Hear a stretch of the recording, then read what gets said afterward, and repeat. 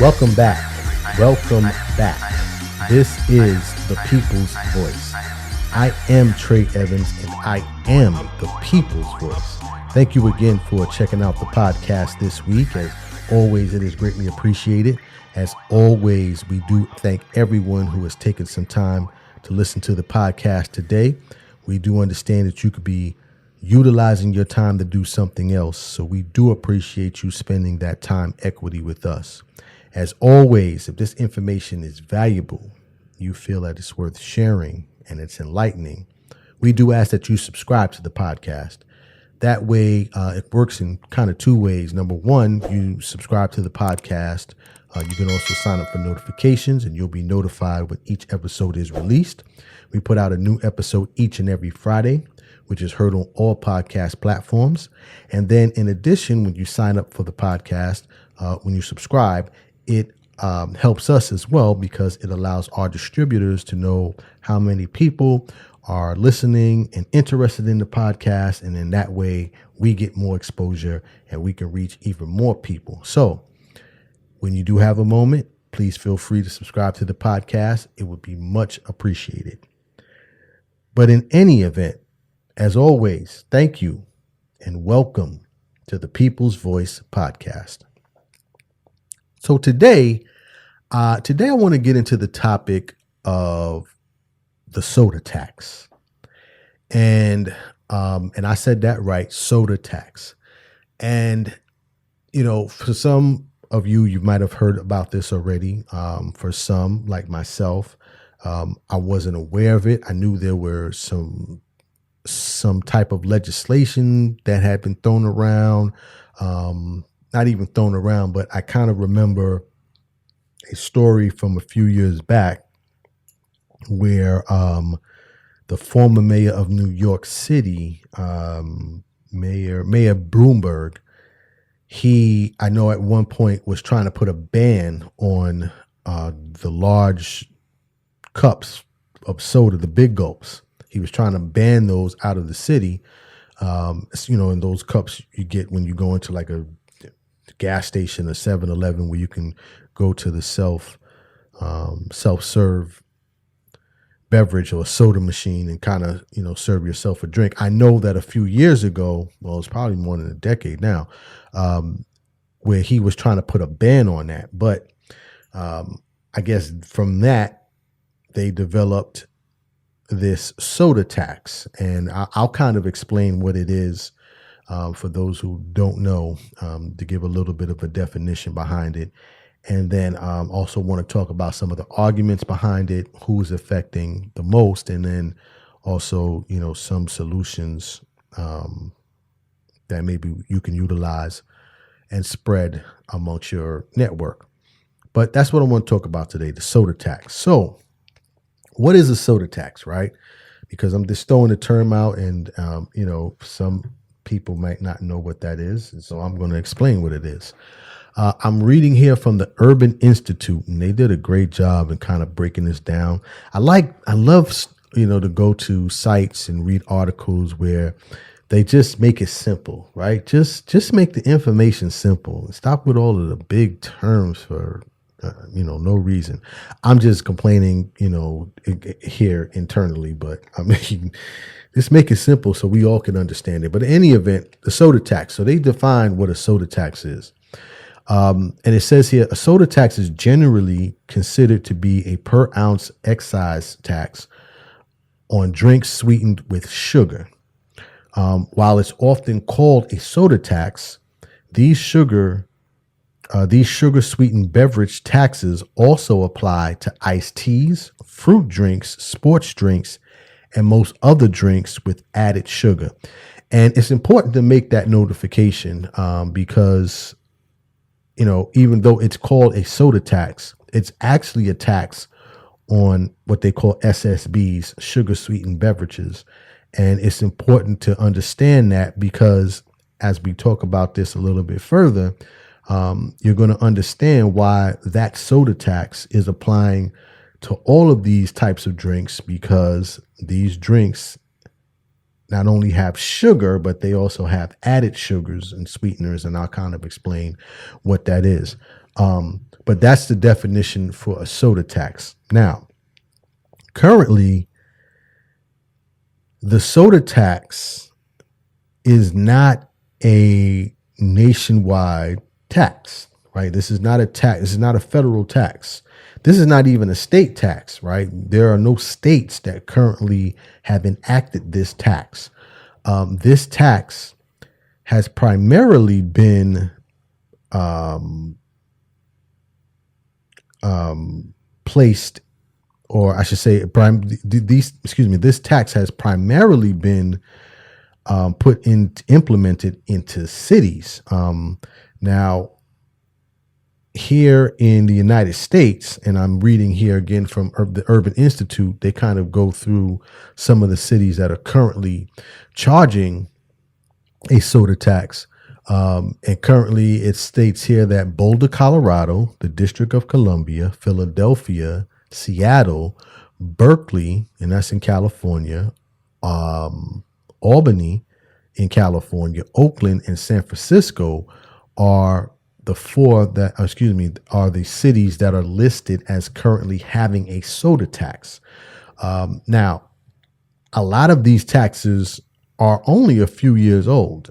So there's still been a lot of conversation around, whether or not these taxes are effective. And I'll talk about this later on here about whether or not this has actually been working.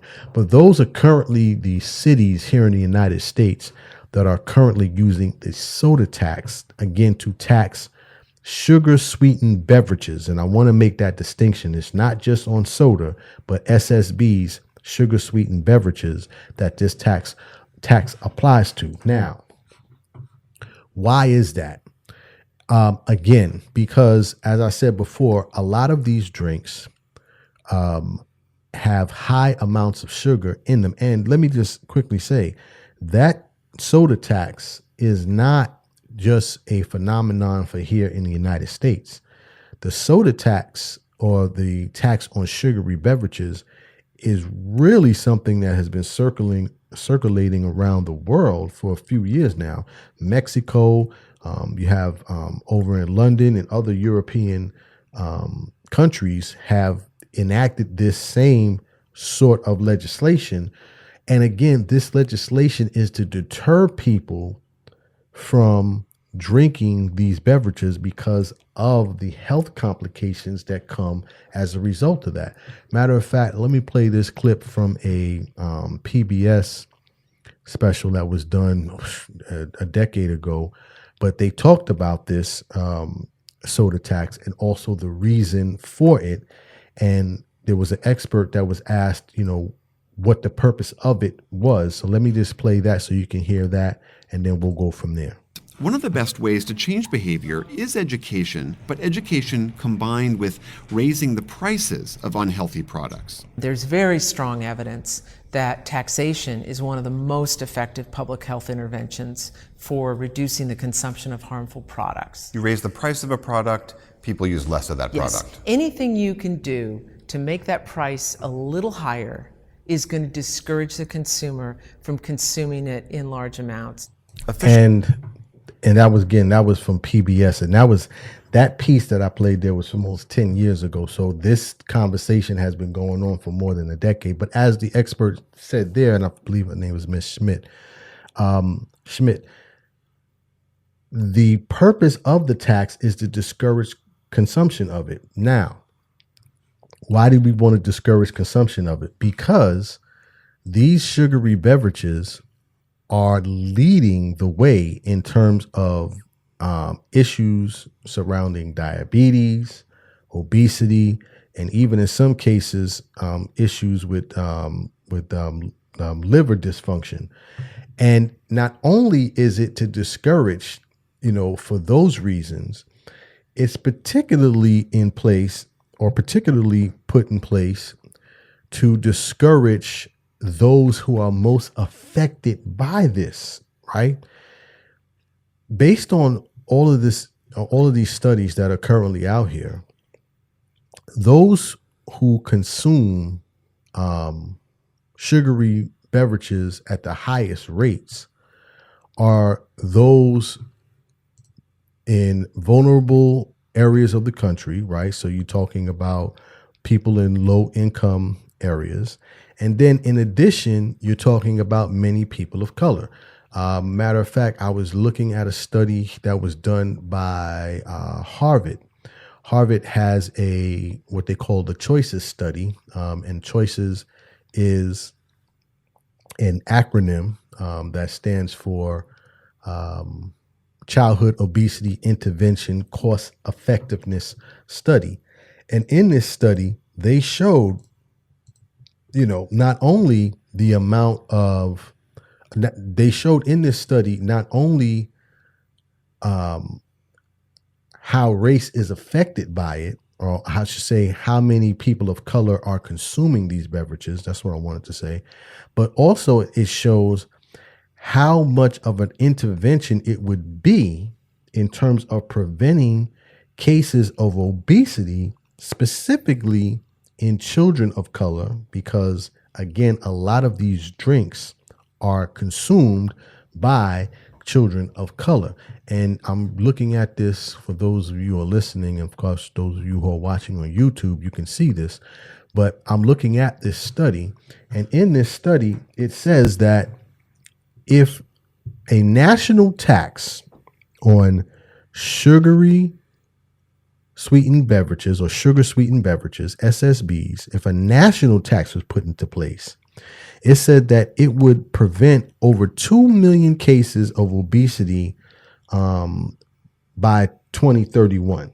So over 2 million individuals would not have to deal with the effects of obesity. But bigger than that, in the study, it kind of breaks it down by race, and it shows that over basically a 10-year, 9-year period, that it would, in terms of people of color, almost half or even more than half of the people in the study. So out of that 2 million cases, basically 1.5 million of those cases that would be prevented would be people of color. And when we start talking about people of color, we're talking about not only African Americans and Latinos, but we're also talking about Native Americans and other races as well, because these are the highest consumers of sugary beverages here in the United States. In addition, when you start to do the breakdown to look at, some of the states that have the highest amount of diabetes and also the highest obesity rates, and then you look at the consumption map of where people consume the most sweetened beverages, there's a direct correlation. So I'm reading an article here from where is this from? From a online marketplace. I'm not getting the name here, but I'm reading a study here where they put out the states with the highest rates of diabetes. This is from the American Diabetes Association. And it says that in terms of diabetes, you have the states with the highest cases of diabetes are West Virginia, Mississippi, Louisiana, Alabama, Arkansas, Tennessee, Kentucky, South Carolina, and it goes on and on. Literally, when you look at the map of where consumption of sugary beverages are the most, these cities that are listed have the highest amount of consumption in terms of sugary, I keep saying sugary, but sugar sweetened beverages across the country. And it just so happens to correlate with the high rates of diabetes and also the high rates of obesity. So this is more about a tax to help assist with a growing health issue in this country, which is the high rates of diabetes and obesity as well. Now, is this working, right? Because again, as I said, this soda tax, I think the first tax was put into place in 2016, and as I'm talking, I'm reading it as well. I see 2017 in Chicago, but that was reversed. Yeah, 2016 looks like it was the first tax that was put into place. Philadelphia looks like it was leading the way. Chicago looks like they tried to do it, but it got reversed. But in any event, so since 2016, let's just call it that, there have been these taxes again through the cities to try to reduce the consumption of sugar sweetened beverages. So is it working? Well, here's a study from Berkeley. This is the University of California, Berkeley. They did a study, and in their study, it's stated right here where they said the new study found that retail prices of SSBs, sugar sweetened beverages, increased by 33% over 2 years after they implemented the tax in each city that was studied. So 2 years after the tax was put into place, they saw a 33% increase in prices in terms of those beverages. Over that same period, though, they saw a decrease in the amount of consumption of those same drinks.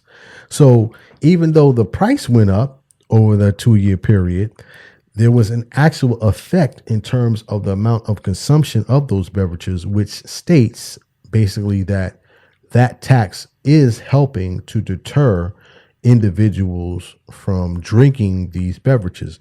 Because again, oftentimes these beverages are consumed in areas of the country where there is not adequate access or alternatives. And so many of the people in these areas end up consuming these beverages, which can then create additional health issues, not only diabetes, but also consumption of these beverages, and of course of many other sugars, can lead to heart disease, kidney disease.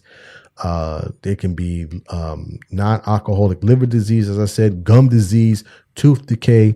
I mean, the list just goes on and on. So the tax, again, is being put in place to assist with trying to curtail some of these issues from occurring on an ongoing basis.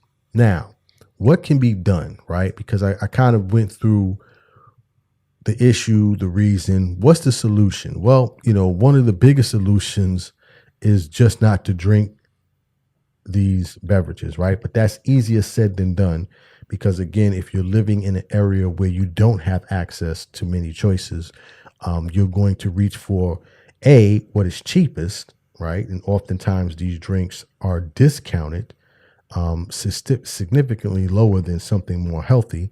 And then 2, you're going to reach for what is convenient to you, which is when you walk into a store, what you can reach for first. So what are some things that you can do? I'm reading here again from the Choices Project, again from Harvard. And this is the Child Obesity Intervention Cost Effectiveness Study. And they give some recommendations about, what we can do to avoid, especially amongst young people, to avoid them from, drinking these beverages and some alternatives.